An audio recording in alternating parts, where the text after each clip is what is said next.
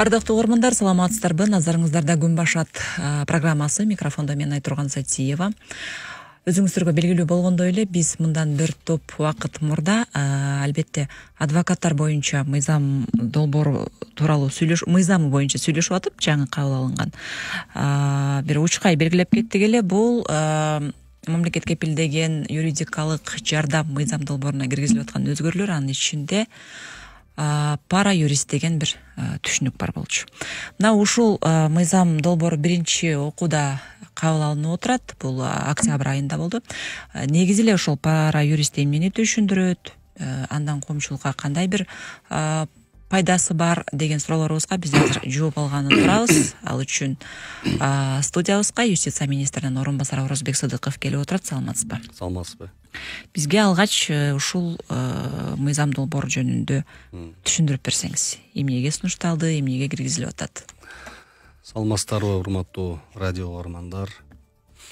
Жалпыңыздарга маалым болгондой, Кыргыз Республикасында мамлекет кепилдеген юридикалык жардам жөнүндө мыйзам бар. Бул Конституциянын 64-беренесин беренесин ишке ашыруу боюнча кабыл алынган. 64-беренеде ар бир жаран мамлекет тарабынан квалификацияланган жардам алууга укуктуу. Мыйзамдарда белгиленген учурда ал мамлекеттин эсебинен берилет деп көрсөтүлгөн. Ошол мыйзамды ишке ашыруу боюнча юстиция министрлиги иш алып барат. Юстиция министрлигинин алдында юридикалык жардам кызматы дагы бар.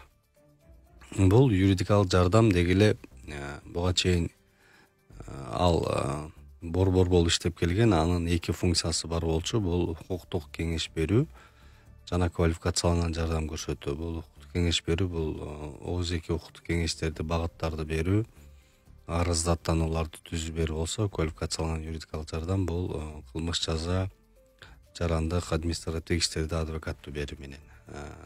Бирок биз юридикалык жардам кызматы болуп, ал борбор өзгөртүп түзүлгөндөн кийин өткөн жылы ал жерге дагы бир функция киргизилген. Бул укуктук агартуу иштерин жүргүзүү деп.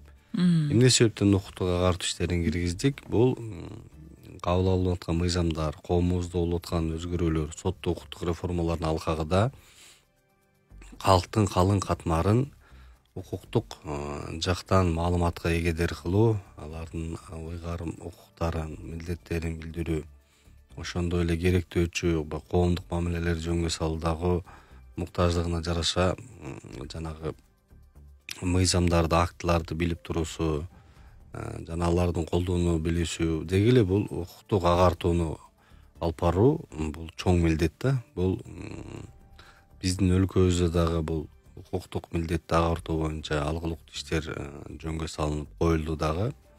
Ушунун алкагында бүгүнкү күндө ошол юридикалык жардам кызматы мурда областтарда болсо, азыр райондордун деңгээлине чейин биздин мамлекеттик кызматкерлер, координаторлор дайындалып, алар адвокаттар менен жардам алуучулардын ортосундагы мамилени жөнгө салып, укуктук кеңештерди берип, жана укуктук агартуу иштерин жүргүзүш керек. Анан бул жерде ойдун келип чыкканы, бизде 60-70% калк айыл жергесинде жашайт. Ал эми адвокаттардын, юристтердин, жанагы коомдук укук коргоочумун дегендердин бардыгы 70% бул Бишкек шаарында же Ош шаарында.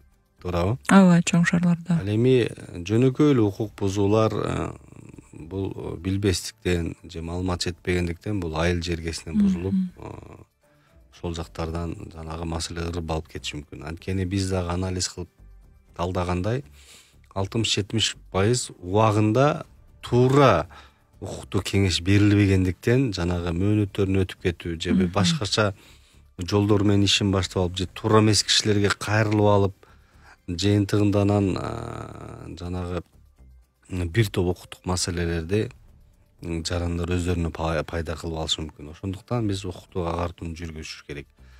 Анан бул жерде мамлекет кепилдеген юридикалык жардамдын буга чейин да пара юристтерди дагы тартуу каралган болчу, бирок биз бунусунда 12-беренеге пара юристтердин статусун министрлер кабинети бекитет деген ченемди киргизип атабыз. Эми пара юристке токтолсом, бул англис тилинен которгондо паралегал деп коет.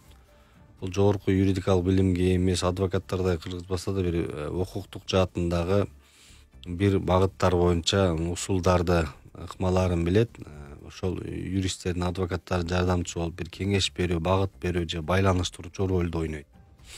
Эми Кыргызстанда биз буну кантип ишке ашырабыз деп атабыз. Буга чейин да айтылгандай, айыл жергесинде туруктуу жашап, өз мезгилинде билимге жүгүрүп, чуркап, бирок совет доорундагы жанагы квота чектөөлөр менен жогорку юридикалык билим ала албай калган биздин аталар, апалар бар бүгүнкү күндө. Же адан кийин деле иштеп жүрүп, коомдук болуп жаткан маселелер, укуктук жаатта бир аз окуп үйрөнгөн, терип тепчиген билими барлар бар. Бүгүнкү күндө аларды адвокат кыла албайбыз, билими жок. Бирок пара юрист биз аларды кылайлы деп ушундай багыт менен баратабыз да. Алар бул негизинен алыскы айыл жергесинде жашагандарга багытталат. Кудай буйруп мыйзамдын концепциясы өттү. Эми экинчи, үчүнчү окууда кабыл алынып калса, ал жобо бекитилет дагы. Биз Юстиция министрлиги ошондой жарандарды билимине, кесибине карабастан анкета, суроо, тесттерди толтуруу менен биз аларды кабыл алып, кыска курстарды региондордо окутабыз. Окутуп, ошол кишилерге сертификаттарды беребиз. Мисалы, айыл жергесинде үй бүлө укуктары боюнча, мүлктүк байланышкан маселелер, жер маселелери, миграция укугу жаатында, документтештирүү жаатында ушул 5 багытты азырынча алып атабыз. Ошолор боюнча биз аларды, усулдарды, бир методикаларды, маалымат баракчаларын беребиз. Бул эми эч ким аларга акы төлөбөйт, бирок бул коомдук башталыштагы жумуш. Баягы бекер отурганча бекер иште деп кээ бирлер демилге көтөрүп, кээ бирлер мага деле адвокат кылып койгула деп, баягы кээ бирлери буга чейин деле жарандык иштер боюнча ишеним кат боюнча бир тууган уругу же тааныштардын ишине катыша берип, адвокаттардан өтүп кеткен жарандарыбыз да бар, туурабы? Көп андайлар. Болгону алардын тастыктоочу гана диплому жок, документи жок болгону менен, бирок алар укмуш жанагы мындай механизмдерин жатка билип, мыйзамдарды окуп, үйрөнүп алган жарандарыбыз жок эмес да. Анан ошолор менен мындай сүйлөшүп калсаң, айтат да, эми бир өксүгү ушул союз маалында же башка маалда турмуш тиричиликке байланыштуу, айылдан кете албай, алыс бара албай, ушу окуй албай калдым эле. Бирок аралашып кийин жүрсөм, мен деле ошолорду эле билип калат экем деп, жанагы өзүнү бир мындай шыктандырып, өзүнү тааныган кишилер бар да. Анан ошолорду көрүп, эмне үчүн жок, биз аларды пара юрист десек. Эми кылмыш иштерине катышпайт, укуктук кеңештерди берет.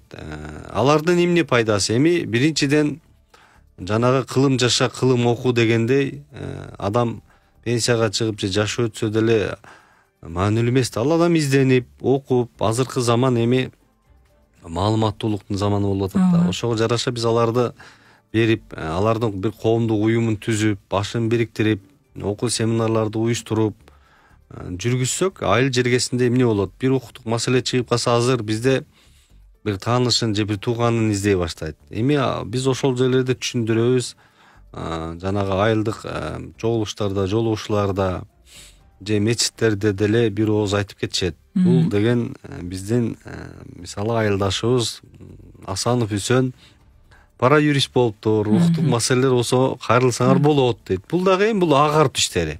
Эми ал өзү билбесе дагы райондогу биздин отурган координатор менен байланыштырат. Же болбосо жер боюнча кандай, жана мурас укуктары боюнча мурда жерим бар эле, бүгүн мындай болуп атат, мындай десе бир багыттарды берет. Ошонун негизинде бунун баардыгы ыктыярдуу түрдө биз көп мыйзам кабыл алынгандан кийин Кудай буйрса чакырууларды беребиз. Келгендер болсо бүт окууну жүргүзүү биз акысыз болот. Юстиция министрлиги уюштуруп берет. Алардын атайын Telegram, WhatsApp группаларын түзөбүз, маалымат алмашат бири-бири менен. Бул эми ушул коомдук башталыштагы жумуш болот. Бирок биз күтүп атабыз. Биз ойлонуп, мындай үмүт кылып атабыз. Жыйынтыгын, жемишин өзүн берет депчи. Анткени азыр деле ар бир кичинекей айыл кыштакта ошондой бир кишилери бар. Ооба. Туурабы? Ооба. Бул билет эле бул папка көтөрүп районго басып калчу эле ушудан сурап көрөйүн деген кишилер бар да, жок эмес. Ошол кишилердин эле биз ошол алган билимин өөрчүтүп коебуз. Багыттарды берип турабыз, пайда болгон суроолоруна координаторлор жооп берип турат. Анан өздөрүнүн бош убактыларында жарандык, административдик иштерге ишеним каттын негизинде жардам көрсөтө берет. Адвокаттай эле. Ал акча каражатын бере бербей, ал өздөрү чечип алышат. Бирок жанагындай коомдук башталыштагы агартуу иштерин, ошол биздин иш-чараларга биз өзүңүзгө маалым болгондой Юстиция министрлиги акыркы жылдары биз тынымсыз жанагындай укуктуу декадаларды өткөзүп атабыз, алыс аймактарга чейин барып атабыз. Чек арадагы айылдарга чейин өткөн жылы көрдүңүз, биз барып кеңештерди берип атабыз. Ошол кеңештерди тынымсыз берип келебиз. Эми биз түшүнөбүз, жарандар жөн жай турмушта укуктук маселелерге көп кызыкпайт да. Бир укуктук маселеси келип чыкканда, айтургандай, мага ошону издеп кайрыла баштайт. Бирок биз алдын алып жеткизип, мына биз анализдеп көрүп, адам кайсыл учурда пайда болуп, кайсыл учурда керек болуп калаарын биз билбейбиз, бирок биз декада кылып атканда алардын маселеси чыкпай калышы мүмкүн ошол маалда. Ошондуктан биз 114 кыска номеринде киргизгенбиз, шыр байланыш. Жылдын башынан бери иштеп атат. Ошол отуруп туруп эле жанагы милицияга же медициналык кызматка жардамга чалгандай, укуктук жардамга дагы 114кө чалат. Эми бун менен да токтоп чектелип калбай, ошол пара юристтерди, айыл жергесиндеги ошол активдүү адамдарды, эми шаарлардан деле кызыккандарды алабыз, бирок басымдуу багытыбыз ошол айыл жергесине багытталат. Жакшы, буга адатта мурдагы айыл өкмөттөр, мурдагы айыл башчылар ушундай бир кичине баягы мындай айтканда папка кармап калгандар көп эметет да, арыз тапшырат, кызыгат дегендейчи. Анан сиз жогоруда айтып калдыңыз, бул коомдук башталгычтагы эч кандай айлык акы төлөнбөйт депчи.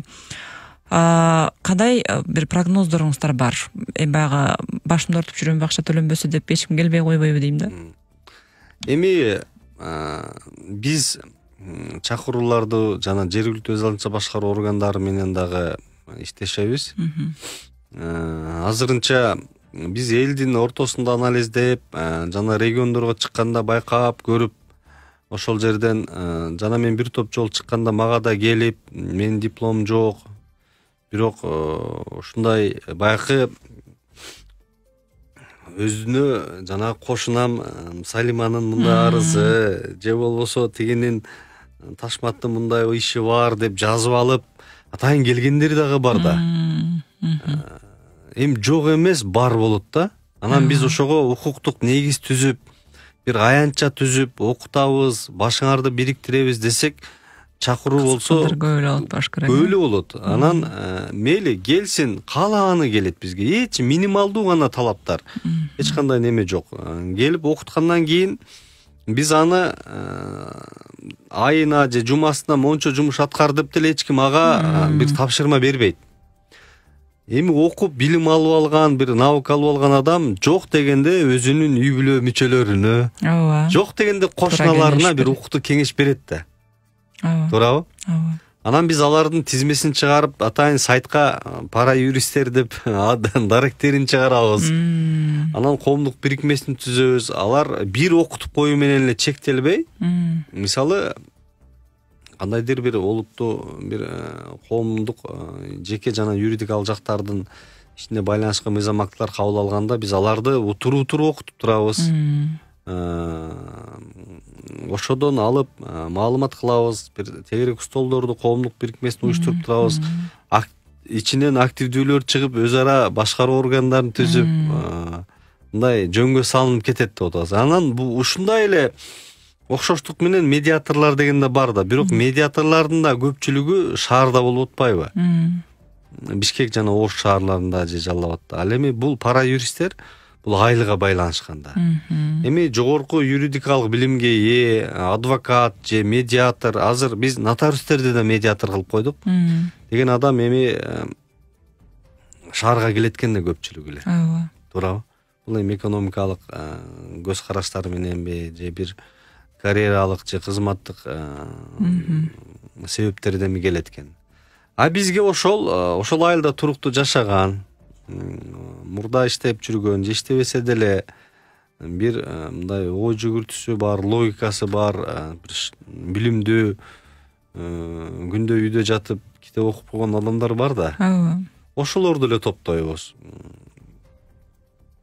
Ыктыярдуу түрдө. Алар эми жанагынтип айтканда эң жок дегенде өзүнүн үй бүлө мүчөлөрүнө берсе, өзүнүн кошуналарына берсе, балким кызыгып кетип кийин жарандык иштер боюнча сотторго катыша берет. Эми ал өзүнүн жанагы акча каражатын өздөрү чечип ала берет. Ал эми биз масштабдуу акцияларды уюштурганда, декадаларды уюштурганда сөзсүз биз аларды да чакырабыз. Алар менен мезгил менен жолугушууларды уюштуруп турабыз. Кандай маселелер, кандай сунуштар болуп атат деп ушул бул 80% айыл жергесинде укуктук сабаттуулукту жогорулатууга багытталган проект. Эми буга чейинки проектлер жалпы республикалык болуп, бирок жанагында адвокат, пробоно деп баштап атабыз. Бирок күчтүү адвокат, юристтер бар эле бул шаарларда болуп атпайбы? Ооба. Бул эми айылдын жергесиндеги маселелерди жанагы мен эсептеп кеткен 5-6 багыттар боюнча жүргүзүлөт да. Кийин багыттар чоңоюп кошулат да, же иш жолгошуп калгандан сөзсүз түрдө кошулат. Жана мен белгилегендей, бул алгач 4-5 багыт боюнча биз тренерлерди, эксперттерди алып окуу иштерин жүргүзөбүз. Китепчелерди жасап беребиз атайын пара юристтерге деп, телефон байланыштар, кайсыл учурда эмне кылыш керек, мурас укугу деп бир аз жазабыз. Никеге турууда деп, мисалы айылда үйлөнүп алып эле никеге турбай балдар төрөлүп, анан турмуштун бир себептеринен улам кайра эки жолго түшүп кетип калып, айтып атпайбы, мен тиги алимент төлөбөйм, мен нике күбөлүгүм жок, биз ЗАГСка турган эмеспиз деп. Ошол учурларда бул кайрылып калса айтат, сен никеге турбасаң дагы баланын төрөлгөндүгү боюнча факты бар. Төлөнүш керек. Аяка мындай учурлар болуп калат да, мен кантип кайрылам, күйөөм Россияда жүрөт, мен биякта дейт. Ошол балдардын атасы, энесинин жашаган орду боюнча кайрыла берет. Вот ушу жөнөкөй ушул нерселерди түшүндүрүп беребиз да багыт. Анан пара юристтерге чалып, байланышып калса, балким өзү билбей калган суроо болсо, ал жана айткандай координатор менен байланышып ал берет, же адвокатты дайындоо иши жүргүзүп болсо, ал көпүрө болуп берип берет да. Адвокатты барып райондун борборундагы биздин координатор менен байланышып адвокатты алып, андан ары ишин сотто карап баштайт. Эми бир 30-40 түтүнү бар биздин тоо коюнундагы айылдарда бар да. Эми ошол жерден дагы тартып келсе, эми ал окуп келдим, мындай болдум, сертификат алдым деп кошуна колоңдорун айтып, эгер өзү көрсөтпөсө дагы жок дегенде жана маалымат берүү, маалыматты жеткизүү, бир маалыматтык байланышын түзөт да. Чалыш мүмкүн, мисалы Максат ага сиз ушундай деди эле, кандай кеңеш бересиз десе, ал окуп билгенин айтат. Болбосо райондун борборундагы координаторду берейин, мен эртең айтып коеюн, сен ошол жака бар, ошолор сага толук кандуу берет десе деле, көрдүңүзбү? Бул мындайча айтканда байланыш түзүлдү. Жана мындайча айтканда маселени биз ордунда башталып аткан учурунда биз туура укуктук кеңешти ким берет айтып тургандай. Бул туура ошол билимге эгедер адис берет да. Эгер пара юрист байланыштыр берсе же өзү кеңири бере албаса, райондун борборундагы биздин кызматкерлер, бул атайын конкурстан өткөн дайындалган кызматкер, ошонун алдында адвокаттары болот. Ошолор алып туура башталып кеткен нерсе, бул баягы сүйлөшкөндө 8 жылдан бери соттошуп атам, 10 жылдан бери соттошуп атам дегендер бар да. Ошол маселелерди карап көрсөңөр, убагында кандайдыр бир мүчүлүштүктөр кеткен дагы иш жылып жогорку сотко чейин келет, анан кайра бузулуп, кайра барат. Ошондой учурлар, эми бул адамдык фактор башка болушу мүмкүн. Ошолорду биз баягы маселенин мындай эми өнүп келип аткан учурунда биз чечебиз. Мисалы укуктук мурас маселелери мүлккө байланышып айыл жергесинде талаш тартышка чыкканда координаторго байланса, координатор мамлекеттик нотариуска байланыштырып, анан баарын айтат. Бизде мыйзам боюнча кыз балада, уул балада бирдей укукка, түтүн булатып өзүнчө кеткени деле бирдей укукта, чет өлкөнүн жаранын алып чыгып кеткени деле бирдей укукта. Бул мүлк бөлүнүш керек өз ара балдардын арасында мыйзам боюнча деп. А бирок жанагы салттык маселелер менен бир ымалага келип, ынтымакка келип, кой биз буга калсын десе, анда сиз мыйзамдын чегинде кагазга жазып бериңиз, мен бул инимдин же агамдын пайдасына баш тартам деп өтүп, көрдүңүзбү ушундай маселелер менен ушуну чечип кетүүдө. Анан кээ бирлер наследство алып бул тууганы бар, баягы айрыкча бир турмуштан бала чакасы барып, кийин экинчи турмушка кошулуп калгандарда, анан ортодо мурда никеси, баласы аныкталбай калып, акыркы мүлк ким менен жашаса ошого өтүп калып, анан тигилер билип калып сотко берип, кайра алып бузуп, ушундай иштер болуп атпайбы? Ооба, көп болот. Ошолордун баардыгын анализдөө. Эми бул маалыматтардын айкын болуш үчүн биз жана санариптеш түрүндө жүргүзүп атпайбызбы? Ошодон маалымат алмашуу менен. Демек, мен азыр буну бир мисал катары айттым да, ушундай айылдагы пайда болуп аткан бир ызычуу укуктук маселелерди өзү билсе өзү багытын берет, болбосо тиге байланыштырбайт. Ал эми жанагындай туулгандыгым тууралуу көп бөлүгүмдү алмаштырышым келе эмне керек дегендерди биз жанагы китепчелерге жазып беребиз, байланыштырып берет.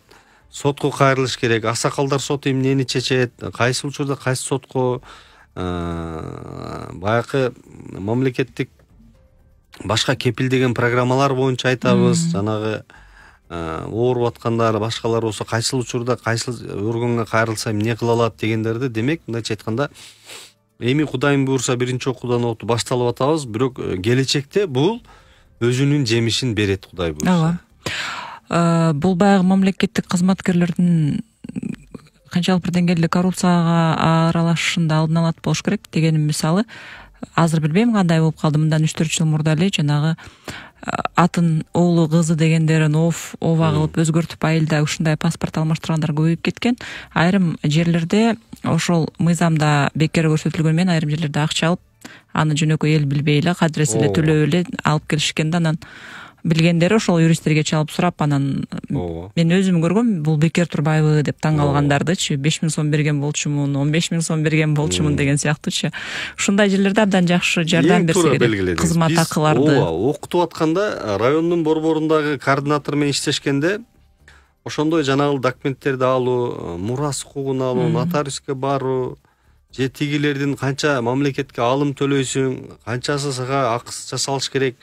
Сөзсүз эле жанагы бир кылмыш жаза иши боюнча бир беделдүү кеңеш бербесе дагы, ошол жөнөкөй документтерди алуу дагы, сен мамлекетке канча төлөйсүң, канча сеники деген жанагы адашкан же бир сиз айткандай мамлекеттик кызматкерлер ошо райондук деңгээлде бөлүмдөрү атайын системаларды түзүп алып атышпайбы азыр, эми тилекке каршычы.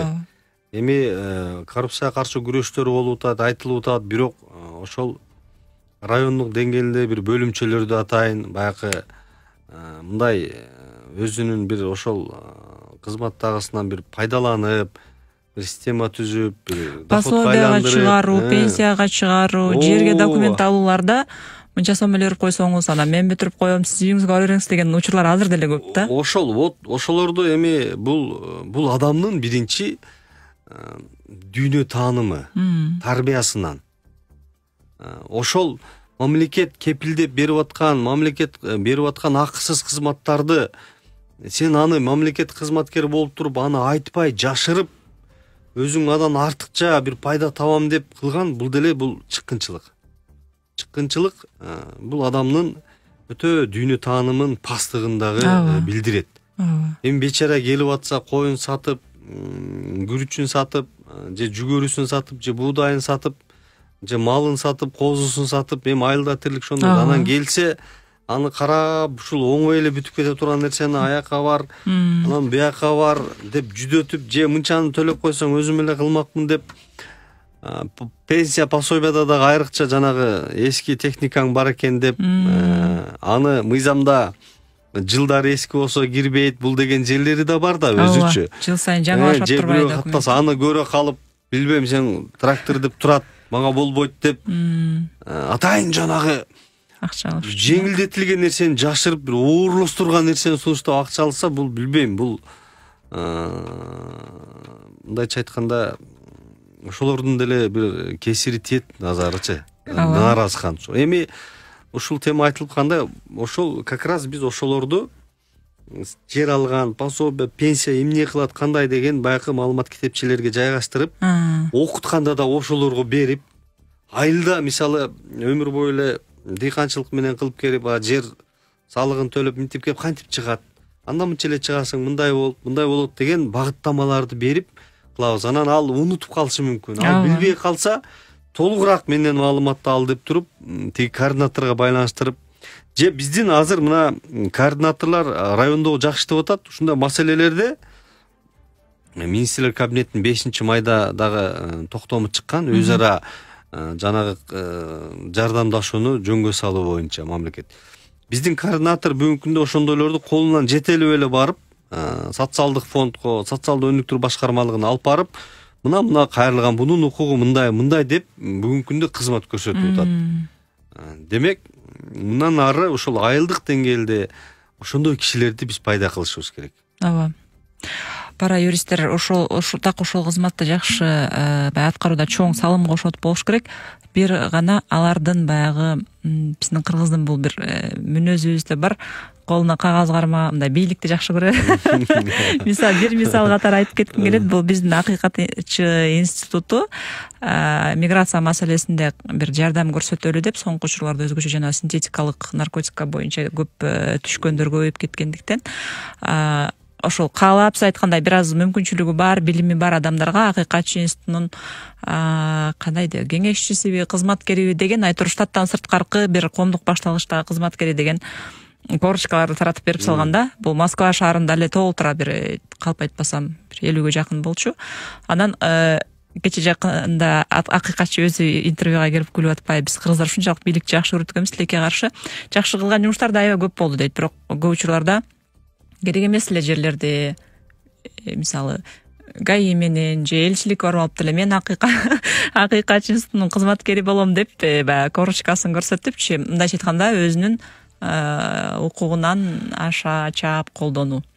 Ушул жагын пара юристтерде көзөмөлдөп алсаңыздар эле менимче жакшы пайда берет болуш керек. Туура белгиледиңиз. Туура, эми ошондойлор да күтүлүшү мүмкүн. Анча мынча эми арасында баягы жергиликтүү кеңештерде депутат болуп дайыма сүйлөп жүргөндөрү бар болуп калат дегендейчи. Эми ошондой да болушу ыктымал, сөзсүз. Анткени адамдын арасынан чыга берет да. Ооба. Бирок биз окуу планды бекитүүдө түшүндүрөсүздөр да. Коррупциялык тобокелчиликтерге барбоо. Эми бул майда баягы пара болушу мүмкүн, ошого бул ортомчулук функцияларды аткарбоо боюнча дагы биз алардын Кудай буйруп кабыл алып калса уставына да жазабыз. Пайда табууну көздөгөн ортомчулуктарга жол берген адамдар жопко тартылат деп. Жопко тартылат жана пара юрист деген статусунан алынат. Ажырап калат. Ушул ой келип кетти ушул жердечи. Ошону да киргизиш керек. Анткени жанагы буга чейин жанагы документтерди алмаштыруу район борборунда болсо, булар айылдан топтоп келип анан берип өткөнгө өтүп албашы да керек да. Ооба, андай болушу мүмкүн. Сөзсүз түрдө аларды окутуп, ошол эми маалыматтык компанияны да жүргүзөбүз, алар эч кандай акча каражат албайт. Ами бирок жанагындай өз ара ишеним кат менен бир сотто укугун коргоо берем десе, биздин баягы кепилдеген юридикалык жардамдын критерийлерине туура келбесе, анда ал өзүчө бирок жанагындай системалуу түрдө бир ортомчулук айланып, же бир майы кызматкерлери менен, же бир башкалары менен алга барбаш керек. Болгону алардын аракети багыты укуктук агартууну жогорулатуу, биздин кабыл алып аткан мыйзамдарды, президенттин жарлыктарын, министрлер кабинетинин токтомдорун жана башка актылардын ошол алыска айылдарга жетип, ошол адамдардын сезүүсү ошолордун аткаруусун камсыз кылууну иретке ашырабыз да. Ооба. Дагы кандай өзгөрүүлөр бар бул мыйзамда? Бул мыйзамда укук бузуулар кодекске кабыл алынган укук бузууларда кармоо же камоо учурунда адвокат берилет деп атабыз. Ал эми жарандык иштер боюнча бул мыйзам 2022-жылы 18-августта кабыл алынды эле. Анда 14 гана негиз боюнча жарандык иштерге жардам көрсөтүлөт дедик элек. Биз бирок бүгүнкү күндө жарандык иштер боюнча адвокаттарды алууну кеңейттик. Деги эле жалпы үй бүлө маселелери, укуктук маселелер боюнча адвокат берүү жагын карап атабыз. Бул сиз акысыз жана акысыз адвокат. Эми бул акысыз деген бул жаран үчүн акысыз. Жаран үчүн акысыз. Бирок ошол адвокаттын акчасын мамлекет төлөп берет. Мисалы, буга чейин 74 миллион сом төлөп келсек жылына 450 адвокат бар. Быйыл 3-октябрдан баштап 138 миллионго көтөрүлдү. Бул деген мурда 5000 сомдук биринчи станция сот болсо азыр 10 000 сом алат. Мындайча айтканда демейдеги жеке адвокаттардын акча каражаты менен дээрлик бир калыпка алып чыктык да биз. Себеби акчаны көбөйтүү менен биз талапты, стандартты күчөтүп атабыз. Анан мониторинг кылуу жагы да сунушталып атат жардамда. Анан ошол учурда эми бизде баягы коомчулукта биз дагы деле айтып келебиз, бирок мамлекеттик адвокат деп сүйлөшөт да көбүчө, бирок мамлекеттик адвокат деген жок. Бул адвокаттын баары эле өзү жеке адвокат. Биз менен келишим түзгөн. Биз алардын каражатын, гонорарын мамлекеттик бюджеттен биз төлөп беребиз. Бирок ошол эле жардамды ал көрсөтүш керек. Ошол үчүн адвокаттарга жанагы арыз, дооматтар түштө карап туруп адвокатты жанагындай кайдыгер стандартка ылайык келбеген жардамдар көрсөткөндөрү аныкталса, адвокатты четтетүү ал жардамдан. Же болбосо 3 айдан 1 жылга чейин токтотуп туруу, эскертүү берүү, ушундай жаза чараларды киргизип атабыз да. Жаран үчүн кандай айырмачылыгы бар? Ошол мамлекет төлөгөн, башкача айтканда жаран үчүн акысыз адвокат алган менен жаран өзү төлөп алган адвокат. Анткени көп байкайбыз да, жарандар акча төлөш керек болсо деле ошол жеке адвокаттарга кача беришет да, жакшы карайт дегендейчи. Мамлекеттик карабай коет дегендей. Биринчиден, мамлекет кепилдеген юридикалык жардамды алуу үчүн бул критерийлер бар. Бул биринчи, экинчи топтогу майыптарга, Улуу Ата Мекенин согуштун же ага теңештирилген ардагерлерге акысыз, аскер кызматындагы оор кылмышка шектүү болгондор, адам сатуунун курмандыктары болгондор, үй бүлөлүк зордук зомбулуктун жаш балдарга байланышкан болгондуктар, үй бүлө маселеси, буларга алардын кирешесин эске албастан туруп берилет. Ал эми кирешесин эске алып биздин эң 60-70% биз адвокат берген жарандар бул ошол айлык жылдык кирешеси баягы орточо айлык. Мен математика кылбай эле мында жөнөкөй тил менен айтайын. Айына 11.600 сомдон ашкан кирешеңиз болсо сизге берилбейт адвокат. Эгер алган айлыгыңыз, пенсияңыз же башка кирешелериңиз 11.600 сомдон ашпаса бир айына, анда биз аларга адвокат беребиз. Көпчүлүгү ошол кирешесине ылайык адвокаттар берилип келүүдө да. Ал эми жеке частный адвокатка жакшы карайт бул деген менен бул баары эле адвокаттын же адвокаттык институттун өзүнөн. Биздеги иштеген адвокаттар бул жана мен айткандай өзүнчө адвокаттар эмес, ошол эле жеке адвокаттар. Болгону сизде мүмкүнчүлүгүңүз жанагы мамлекет конституцияда кепилденгендиктен аны мамлекет ошол адвокатка төлөп берет ошол акчаны деген эме негиз бул жерде. Ошондуктан мамлекеттик адвокаттындагы алар эми кээ бирлерде түшүнүк болушу мүмкүн да, мамлекеттик адвокат деп айтылса, мамлекеттик болсо булар бир көзөмөлдөбү деп. Жок, ал мамлекеттик адвокат деген түшүнүк деген сөз өзү жок. Ооба. Болгону мамлекет менен ал келишим түзгөн. Ал ошол эле жеке башка адвокат эгедер болгон укуктарга эгедер, ал ошондой эле башка адвокаттардай эле көз карандысыз. Ал мамлекет кепилдеген система менен иштеп жардам көрсөтүп атса, өзүнүн убактысына ылайык башка иштерди дагы көрсөтүп иштей берет. Жакында биз дагы бир проект баштап атабыз. Ошол жанагы таанымал болгон адвокаттарды чакырып, алар дагы бир мындай өзү адвокаттык иш бул коммерциялык эмес, пайда табууну көздөбөгөн жумуш да. Аларды да чакырып ушул мамлекет кепилдеген юридикалык жардамдын мындан аркы дагы стандарттарын жогорулатуу, мониторинг кылуу жана ушул жанагы мындай таанымал адвокаттарды дагы чакыруу. Ошол эле учурда алыскы райондорго дагы жаңы лицензия алган адвокаттарды тартуу иштери жүргүзүлөт. Мониторинг жүргүзүүнү азыр ошондо сунушталып аткан жаңы долбоорго киргизилип атабы? Буга чейин деле мониторинг бар болчу. Азыр эми бул жерде жанагы адвокаттардын иши стандарттарын бекитүү дагы мониторингтүү заман талабына ылайык санар иптештөрдүн алкагында дагы күчөтүү болуп атат да. Кеңейтип эле эметип аткан турбайсыздарбы? Жакшы. Азыр биринчи окуудан өттү, эми экинчи окуу бар алдыда, буюрса үчүнчү окуу бар. Ошондо өтүп калса мыйзам экинчи, үчүнчү окуудан кайсы убакытка биз мындай божомолдоп атасыздар? Кудай буйрса мыйзам дагы экинчи, үчүнчү окууда өтүп биздин депутаттарыбыз колдоп берсе, депутаттар деле көбү айтып жактырып атат, анткени аларга дагы көп жарандар укуктук маселелер боюнча депутаттарга чейин кайрылат да. Бизге кайрылат башка.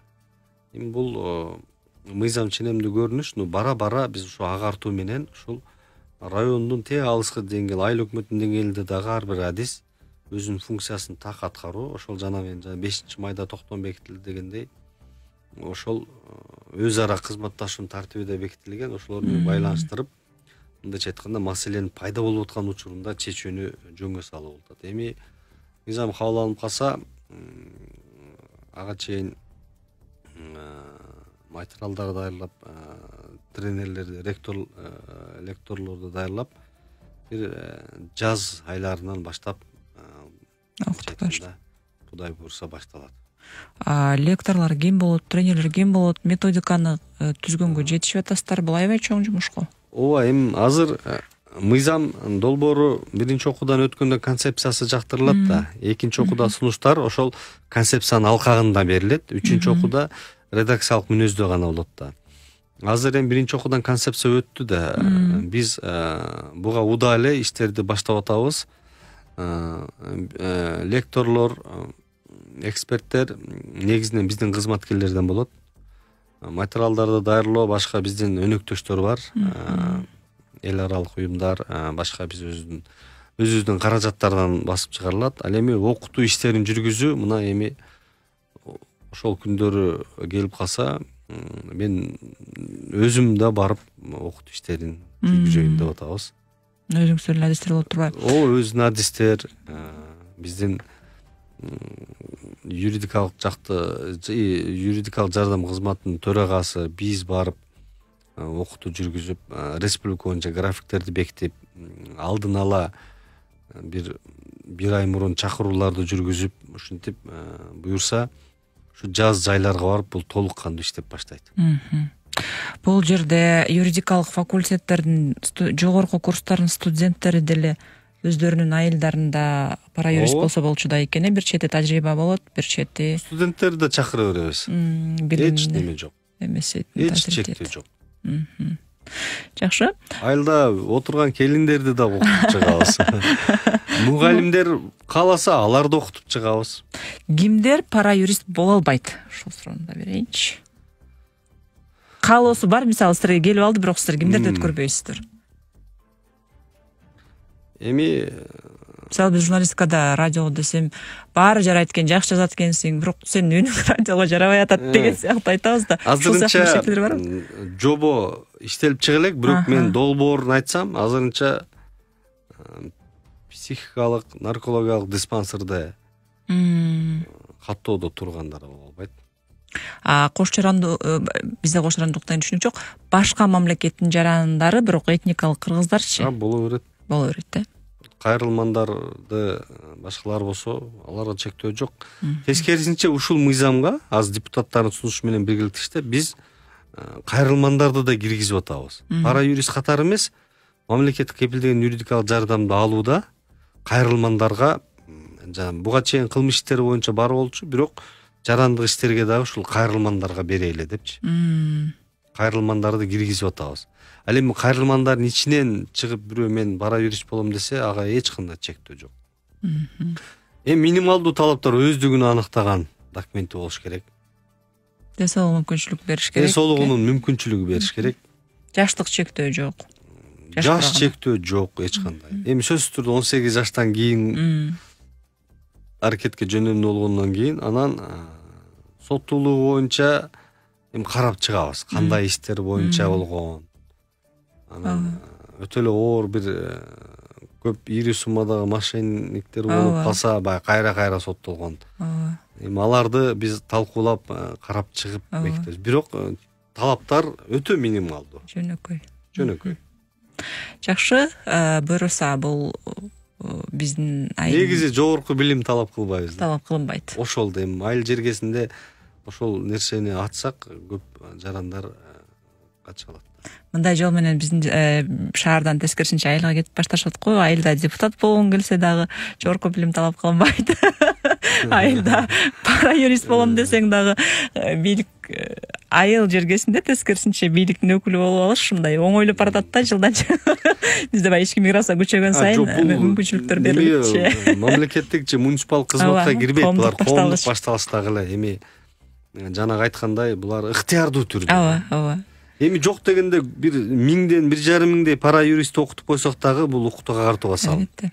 Ал бир конокто отуруп деле окуп келдим, бул мындай экен деген айтып койгон сөз деле бул ушул баягы маалыматка эгедер кылууну ишке ашырып аткан болот да.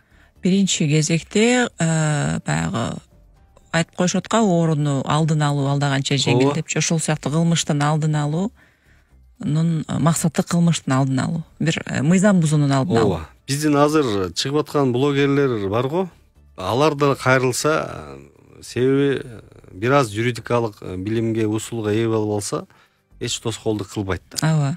Себеби алар да кээ бирлери угуп көрүп, бирөөнүн укугун коргойм деп баштап алып, жөн эле чагылдыра берген менен ал юридикалык бир тепкич механизмдерин жасабаса, ал кийин баары мөөнөттөр өтүп, бир убагында бир нерсени албай калып, анан жөн эле ызы чуу салган болуп калып атпайбы? Ооба, бирөөнүн укугун коргоп атып, экинчинин укугун өзү тебелеп атканын байкабай атат. Тебелеп аткан. Биз ошолорду окутабыз. Керектөөчүлөрдүн укуктары боюнча окутабыз. Азыр өзү керектөөчүлөрдүн укугун коргоодагы коомдук бирикме болуп калган да, азыр мыйзам боюнча түзүлүш керек. Ошолордун өкүлдөрүн дагы биз чакырып окутуп беребиз. Окутуу бекер. Окутуу пара юрист деген эми бул сөзсүз эле жанагы неме болсун деген жок да. Эми кайсыл кесиптин ээси болсо, же кайсыл бир чөйрөдө алектенсе деле, ал мен келип окуйм, бул мага кошумча коомдук башталышта иштешем, иштеп берем деген сөз эмес, иштешем десе, эшигибиз ачык. Акысыз окутуп бересиздер. Биз акысыз окутууну жөнгө салабыз. Жана алардын мезгил менен жогорулатып турабыз да. Азыр долбоор биздин ушундай башталып атат. Эми албетте мыйзамдын жүрүшү, долбоордун кабыл алынышы менен балким кандайдыр өзгөрүүлөр кирип калышы мүмкүн. Биздин эл өкүлдөрү да сунуштарын берсездер, аны да эске аласыздар да. Башкысы аябай кызык мыйзам долбоору болуп турат. Иш башталганда дагы жалпы биздин коомчулук өзү күбө болот болуш керек. Канткен күндө дагы элдин кызыкчылыгын алып чыккан мыйзамдардын бири болуп атат. Мына ушунун өзү биздин элге жагымдуу. Сиздин болсо ишиңизге ийгилик каалайбыз. Келип туруңуз. Жана биз ушул мыйзам долбоорун мындай көз салып турабыз. Буюрса өткөндөн кийин дагы эфирден жолугабыз. Ардактуу угармандар, биз ушуну менен күн башатты жыйынтыктайбыз. Биз бүгүнкү болгон күн башатты сиздер дайымкыдай эле биздин Facebook жана ВКонтакте баракчаларыбыздан көрө аласыздар. Ал эми биз болсо бүгүн сиздер менен Юстиция министринин орун басары Орозбек Садыков менен мамлекеттик кепилдеген юридикалык жардам жөнүндө мыйзамына кирип аткан өзгөртүүлөр боюнча сүйлөштүк. Кайрадан көрүшкөнчө.